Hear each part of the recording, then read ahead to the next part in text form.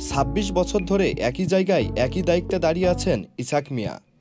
জন্ম থেকেই শারীরিক সীমাবদ্ধতা। আমার নাম হচ্ছে মোহাম্মদ ইসাক মিয়া। কতদিন যাবত এখানে চাকরি? এই না আছি 26 বছর। 26 বছর আমি যার দোকানে আছি এখন বর্তমান, সে আমার যেটা করছে আমার মা বাবাইও করতে পারেন। যদি আমার ভালো না বাঁচতো তাহলে আমি এনে টিকতেও পারতাম না, আমার সংসারও চলতো না। যে আল্লাহ এভাবে বানাইছে, অনেকের আমার বলে আলাই তুই আল্লাহর দুশর। চলাফেরা করতে অনেক কষ্ট। কেসারেন শেকড় থেকে শিখরে। জীবনের সামনে কখনো মাথা নত করেননি ইসাক মিয়া।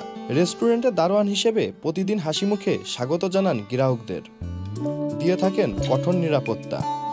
শান্তি কষ্ট সবকিছু পেছনে ফেলে তিনি প্রমাণ করেছেন জীবনের সাফল্য শরীরের শক্তিতে নয়, মনোবলে গড়ে ওঠে। আর সবচেয়ে বড় ব্যাপার হচ্ছে এখন যারা অনেকেই আছে কিন্তু তাদের অঙ্গ প্রত্যঙ্গ কেটেও কিন্তু অনেকেই ভিক্ষা করে।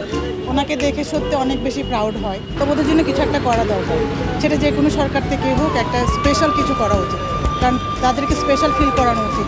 আমি তো প্রায় আসছি এখানে খেতে, আমার হাজব্যান্ড আসছে যাতে যতটুকু সহযোগিতা করি।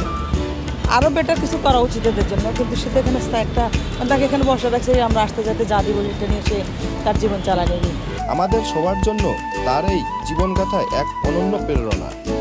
Ejaz Mahmud, channel I.